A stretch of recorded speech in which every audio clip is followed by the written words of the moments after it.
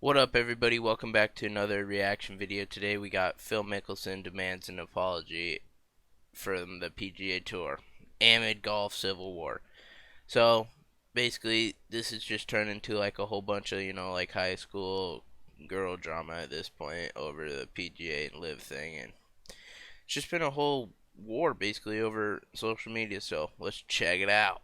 The entire golf community watches as Phil Mickelson claps back hard on the gossip of live revels getting punished should they ever rejoin the PGA Tour. In a defiant swoop, the icon blasted the PGA's call, took it up a notch by demanding an apology, and put the final nail in the coffin by claiming no one was interested in joining the tour anyway. Yeah, you nobody heard was that interested right. in Brace yourselves rejoining for the one PGA epic Tour, which is showdown. Even when it's crazy to me because they all want to play in the Masters and all the majors and stuff, but I don't understand, like, isn't the majors connected to the PGA Tour but not Live? Like, I'm not, or is it just all USGA the majors? I don't know. So you guys have to comment down below and tell me how that works. PGA merger would bring forth a breath of fresh air. It turns out the golf community never sleeps. While it is no longer news that the deal would see the duo along with the DP World Tour merge to form a single entity called NewCo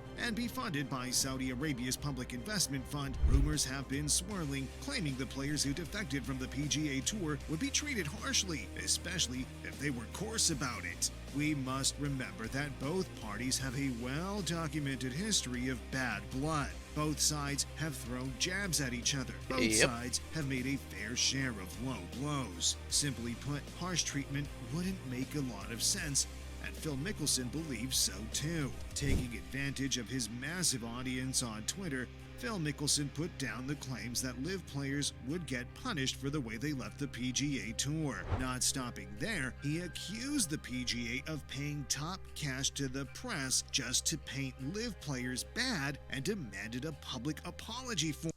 See, also that, like, the PGA Tour paying the press, like, you can't really get mad at that because it's just like competition with any other business. Like, if McDonald's tries to paint a bad light on Burger King, it's all just competition, like, for the consumer. So he can't really get mad at that because if Live Golf tried to paint the PGA Tour in a bad light, which I'm sure they have, it's just not being said in these videos, but it would get blown out of proportion as well. So it doesn't really matter. So he needs to just chill out on that.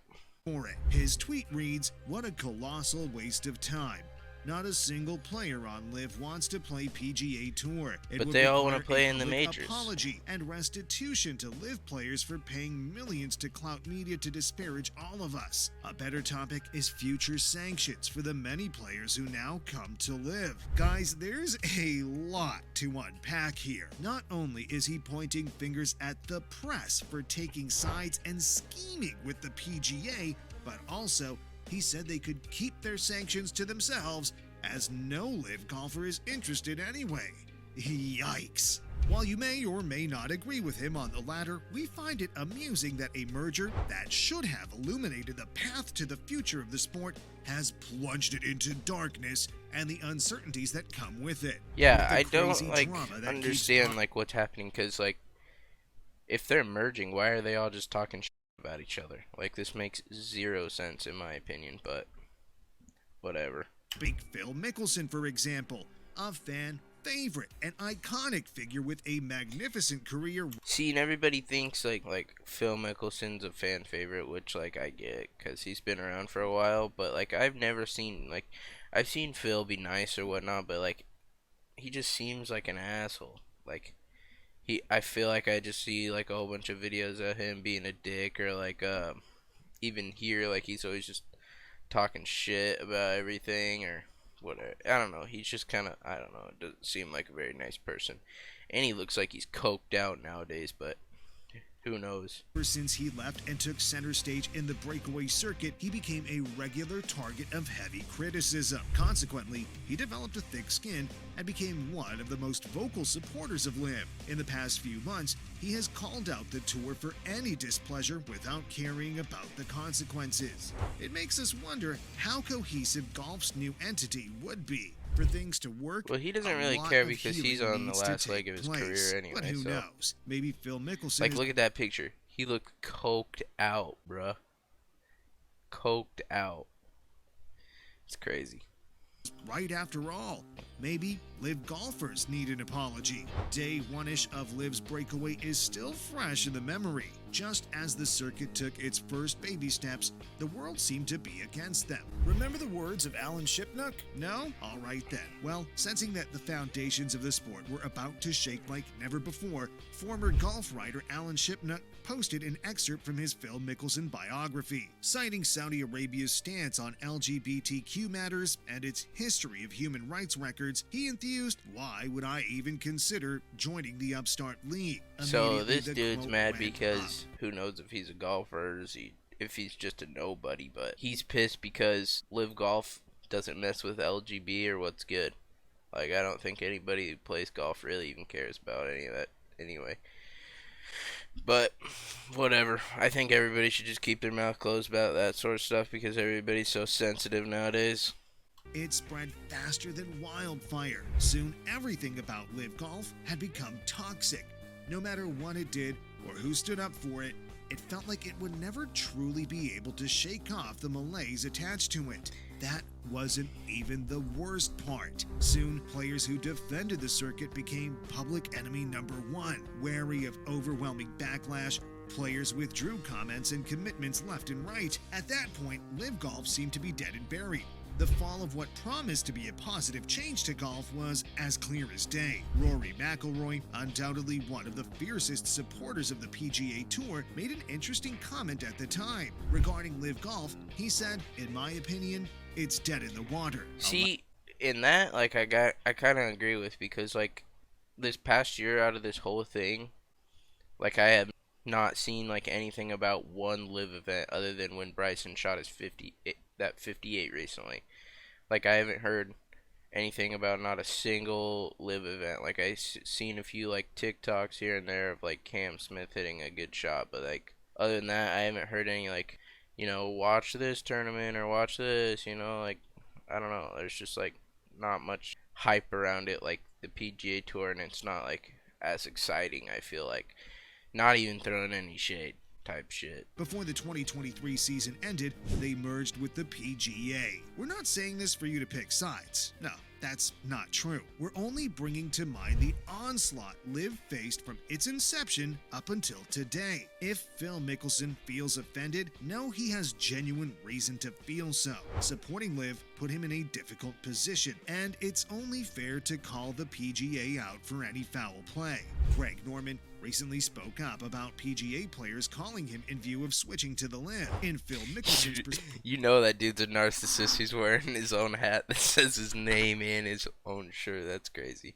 they should be the ones getting sanctioned. Right now, everything feels right for Live. It's not exactly a competition, but we cannot help but feel like they're winning. Greg Norman's shocking confession cements it. Why? Well, with lots of determination and a massive influx of cash to match up its ambitions. Live and money are inseparable. Its massive sums have garnered headlines. And, like, if you've seen, like, any of the crowds at a Live event, like, maybe, I don't know, like, if it's popping, but I went to the Phoenix Open, this year's Phoenix Open, and that bitch was popping.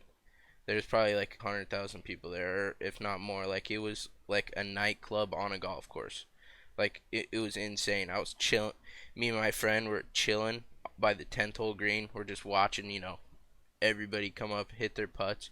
Meanwhile, there's two people right beside us, literally passed out drunk, laying in the grass. And they're just chilling. They're like, people that didn't even, they don't even know golf. They just wanted to come there and get drunk like it was some day party. Like, it was crazy. I don't think any Live event is doing it like that, to be honest.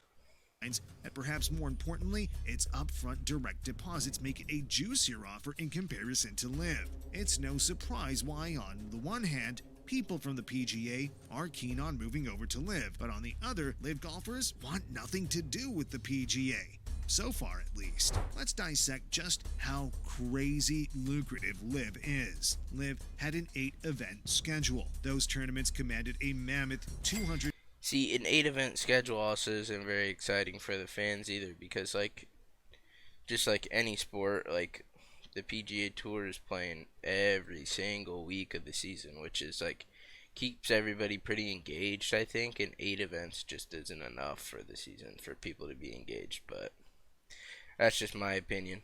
$25 million in prize money alone, completely eclipsing the prizes of the PGA. When approaching players and agents, the difference was made clear. Dustin Johnson and Bryson DeChambeau were reportedly given an estimated $125 million each up front for moving to the circuit. If Yeah, you that's thought that was crazy. I don't crazy, know if they you've had seen to pay, like, obviously had to pay taxes on it, but like imagine $125 million. You wake up and you look at your bank account and that's just in your bank account. That has to be a crazy feeling. And you need to split that up into bank accounts because only 250,000 is, backed up by the FDIC. Knowledge. You think I'm just a guy that does YouTube videos. No, I've got knowledge, all right?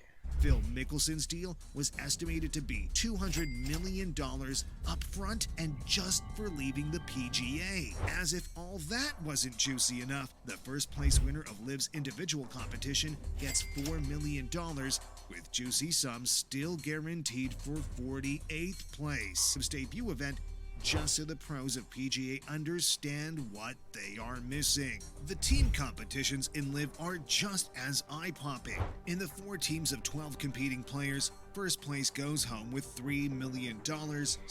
Yeah, see, in the team thing, you're even, like, they're still not making money. So if there's 4 people in a team, and you have to, let's do this. So you have 4 people on the team, and you have $3 million. That's $750,000 per person. Don't get me wrong, it's a ton of money, but you pay taxes on that, and after that, you're making like 500,000, maybe a little under. So compared to like the PGA Tour and that stuff, and the prize pools there, they're really not making that much money other than like the upfront money that they got. So pretty much everything about this is just a money thing. So if they wanted to get paid, upfront money, but it doesn't seem like they're making much more in like actual tournament play. So I guess the upfront cash is just what makes them leave, and then that's just a loyalty thing. So if you guys enjoyed this video, be sure to give it a like. Also comment down below. It really helps the algorithm. And if you're new to my channel, consider hitting that subscribe button. It really helps me out in the long run, and I'm trying to get to 200 subscribers. So thanks for watching. Peace.